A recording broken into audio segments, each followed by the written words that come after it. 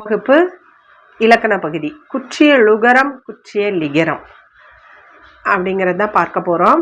நம்ம தமிழ் எழுத்துக்களை முதல் எழுத்து சார்பெழுத்து அப்படின்னு சொல்லிட்டு 2 வகைப்படும் நமக்கு தெரியும்.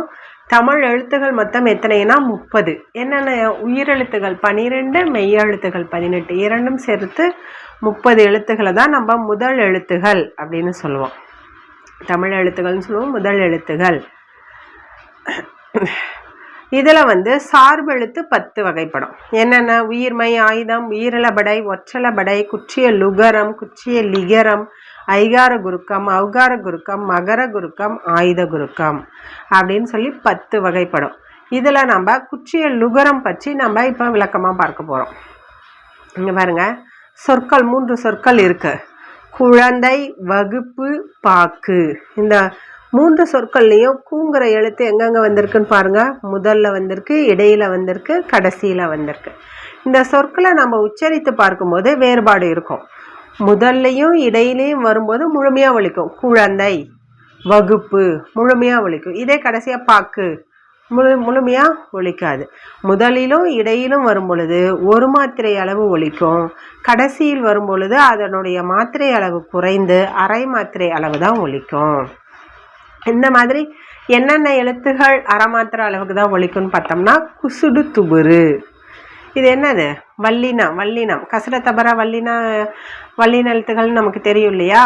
அந்த வரிசைகளில் குசுடு துபுரு அப்படிங்கிற 6 வல்லின உகரங்களும் சொல்லின் இறுதியில் வரும் பொழுது ஒரு மாத்திரைக்கு பதிலாக அரை மாத்திரை அளவு தான் ஒலிக்கும். இந்த மாதிரி அதோட மாத்திரை அளவு ஒன்று தான், ஆனால் கடைசியில் வரும் பொழுது தான் குறைந்து ஒலிக்குது. இந்த மாதிரி தனக்குரிய ஓசை அளவிலிருந்து குறைந்து ஒலிக்கும் உகரம் தான் குற்றிய லுகரம். அவ்வளோதாம்மா. யாருங்க?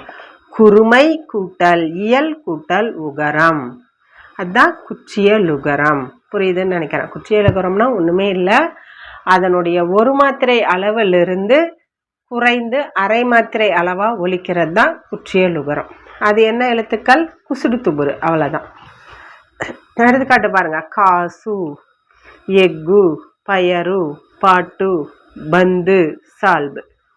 நம்ம பந்து அப்படின்னு சொல்ல மாட்டோம். பந்து, சால்பு, பாட்டு இப்படிதான் சொல்லுவோம். பாட்டு அப்படின்னு நம்ம முழுமையாக சொல்ல மாட்டோம். பாட்டு, பயரு, எக்கு இப்படி தான் சொல்லுவோம். அதனால தான் அதோட அளவு குறையுது. வல்லினம் அல்லாத உகரங்கள் எப்போதும் முழுமையாகவே தான் ஒலிக்கும். இங்கே பாருங்க. அடுத்தது முற்றிய லுகரம்னா என்னன்னு பார்க்கலாம். தனி குறில் எழுத்தை, தனி குறில், சரிங்களா? குறில் எழுத்துகள், தனி குறில் எழுத்தை அடுத்து வரும் வல்லின உகரங்கள் ஒரு மாத்திரை அளவு தான் முழுமையாக ஒலிக்கும். ஏன்னா நீங்கள் கேட்கலாம், இதுவும் கடைசியாக தானே வருது, அப்போ முழுமையாக தான் அரை மாத்திரை அளவு தானே ஒலிக்கும் அப்படின்னு நீங்கள் உங்களுக்கு சந்தேகம் வரலாம். ஆனால் புகு, நம்ம புகு புக புக அப்படின்னு ஸ்பீடாக சொன்னாலும் வராது பாருங்கள். புகு, பசு இது மாதிரி வராது.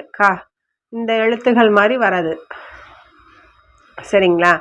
இந்த மாதிரி தனி குறில் எழுத்தை அடுத்து வரும் வல்லின உகரங்கள் ஒரு மாத்திரை அளவு தான் ஒலிக்கும். இதை ஞாபகம் வச்சுக்கணும் நீங்கள். அதே தான், தனி குறில் எழுத்து அடுத்து வந்துச்சுன்னா அது ஒரு மாத்திரை அளவு தான் ஒலிக்கும், முழுமையாக ஒலிக்கும். வல்லினம் அல்லாத உகரங்களும் முழுமையாக தான் ஒலிக்கும். வல்லினம் அல்லாத உகரங்கள்னா என்னது? குசுடு துபுரை விட்டுட்டு மற்ற எல்லாமே அந்த வரிசையில் குங்கு சுங்கு டூ எல்லாமே முழுமையாக தான் ஒலிக்கும். இவ்வாறு ஓசை குறையாமல் ஒரு மாத்திரை அளவில் முழுமையாக ஒலிக்கிறது தான் முற்றிய லுகரம். முற்றிய லுகரம்னா ஒன்றுமே இல்லை, முழுமையாக ஒலிக்கும். தனி குறில் எழுத்தை அடுத்து வரும் வல்லின உகரங்கள், வல்லினம் அல்லாத உகரங்களும் முழுமையாக தான் ஒலிக்கும். அதுக்கு பேர் முற்றிய லுகரம் அப்படின்ட்டு நீங்கள் நல்லா ஞாபகம் வச்சுக்கணும். எடுத்துக்காட்டு புகு, பசு, விடு. இங்கே உச்சரிக்கும் போதே நமக்கு தெரியும். அது, வரு, மாவு, ஏழு. சரிங்களா? இப்போ நம்ம இதை முழுமையாக பார்த்துடலாம். குற்றிய லுகரத்தின் வகைகள். குற்றிய லுகரம் தனக்கு முன் உள்ள எழுத்தை கொண்டு 6 வகையாக பிரிக்கப்படும். குற்றிய லுகரம் எத்தனை வகைப்படும்? 6 வகைப்படும். அதான் பாருங்கள், உங்களுக்கு மைண்ட் மேப்பா. நெடில் தொடர், ஆயுத தொடர், உயிர் தொடர், வன் தொடர், மென் தொடர், இடைத்தொடர் அப்படின்னு சொல்லிட்டு 6 வகைப்படும் அப்படின்னு ஒரு ஃப்ளார் போட்டு அழகாக கொடுத்துருக்காங்க. நெடில் தொடர் குற்றிய லுகரம் அப்படின்னா என்ன? நெடில், அங்கேயே என்ன வந்துருச்சு? நெடில்ங்கிற சொல் வந்துருச்சு. அப்ப தனி நெடிலை தொடர்ந்து வரும் குற்றியலுகரம் தனி நெடிலா தான் இருக்கணும். 3-4 எழுத்துக்கள் இருக்கக்கூடாது. சரிங்களா? பாக்கு அப்படி இருக்கக்கூடாது. ஒரே ஒரு எழுத்து தான் பாகு. தனி நெடிலை தொடர்ந்து வரும் குற்றியலுகரம் தான் நெடில் தொடர் குற்றியலுகரம். இது எப்பவுமே என்னது ஈரெழுத்து சொற்களாக தான் இருக்கும். ஏன்னா தனி நெடிலை தொடர்ந்து வரும் குற்றியலுகரம் சொல்லிடுறோம்ல, அப்ப ஈரெழுத்தா தான் இருக்கும். அதுக்கு பேர் தான் நெடில் தொடர் குற்றியலுகரம். ஆயுத தொடர்னா நமக்கு ஈஸி தான். ஆயுத எழுத்தை தொடர்ந்து வரும் குற்றியலுகரம் ஆயுத தொடர் குற்றியலுகரம். அவ்வளவுதான். எஃகு அஃது. உயிர் தொடர் அதுலயே உயிர் எழுத்து அப்படிங்கிறது வந்துருச்சு. தனி நெடில் அல்லாத அப்படின்னா தனி நெடில், இது பாரு நெடில் எழுத்து இல்லை, தனி எழுத்தும் இல்லை. தனி நெடில் அல்லாத உயிர்மெய் எழுத்தை, என்ன எழுத்து? உயிர்மெய் எழுத்து. உயிர்மெய் எழுத்தை தொடர்ந்து வரும் குற்றியலுகரம் உயிர் தொடர் குற்றியலுகரம். நெடில் எழுத்தா இருக்கக்கூடாது. ஃபர்ஸ்ட் உயிர்மெய் எழுத்தா இருக்கணும். அடுத்தது உயிர் அந்த குசுடுதுபுரு அடுத்து அந்த குற்றியலுகரம் வர எழுத்துக்கு முன்னாடி உயிர்மெய் எழுத்தா இருக்கணும். அவ்வளோதான். அந்த மாதிரி வந்துச்சுன்னா அதுக்கு உயிர் தொடர் குற்றியலுகரம். பாருங்க, கயிறு இது குறில் எழுத்து தான், இது உயிர்மெய் எழுத்து, இது வல்லினம். குசுடுதுபுரு குற்றியலுகர எழுத்துக்கள் இந்த மாதிரி வந்துச்சுன்னா அதுக்கு பெயர் தான் உயிர் தொடர் குற்றியலுகரம். 9 பாருங்க, ப து. இங்கே குறில் தான் இருக்கு. இடையில எந்த எழுத்து வேணா இருக்கலாம், அது ஒன்றும் தப்பு இல்லை. நாம் இந்த குசுடுதுபுரு கடைசி எழுத்துக்கும் முன்னாடி எழுத்து உயிர்மெய் எழுத்தா இருக்கணும். நெடில் எழுத்து முதல் நெடில் எழுத்து இருக்கக்கூடாது. தனி நெடில் அல்லாத தனி நெடிலா இருக்கக்கூடாது. அவ்வளோதான். சரிங்களா? வன்தொடர் குற்றியலுகரம்னா இது ஈஸி தான். வல்லின மெய் எழுத்துக்களை தொடர்ந்து வரும் குற்றியலுகரம் வன்தொடர் குற்றியலுகரம். இங்கேயே கொடுத்துட்டாங்க வல்லின மெய் எழுத்துக்களை. அப்ப இந்த குசுடுதுபுரு வருது இல்லையா, அதுக்கு முன்னாடி எழுத்து மெய் எழுத்தா இருக்கணும். வல்லின மெய் எழுத்தா இருக்கணும்.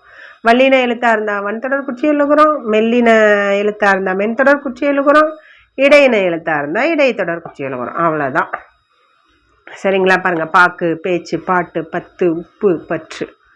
மென்தொடர் குற்றியலுகரம்னா பாருங்க, மெல்லின மெய்யெழுத்துக்களை தொடர்ந்து வரும் குற்றியலுகரம் மென்தொடர் குற்றியலுகரம். எங்கன்னா நம்மனா தான் மெல்லின எழுத்துகள். பங்கு, மஞ்சு, பண்பு, பந்து, அம்பு, கன்று. எங்கன்னா நம்மன இது மெல்லின எழுத்துக்கள் நமக்கு தெரியும். இடைத்தொடர் குற்றியலுகரம்னா யாரால வளல, இங்க நாள் மட்டும் கொடுத்துருக்காங்க. இடையின மெய் எழுத்துக்களை தொடர்ந்து வரும் குற்றியலுகரம் இடைத்தொடர் குற்றியலுகரம். அவ்வளோதாம்மா. குற்றியலுகரம் மொத்தம் 6 வகைப்படும். நம்ம விளக்கமாக பார்த்தோம்.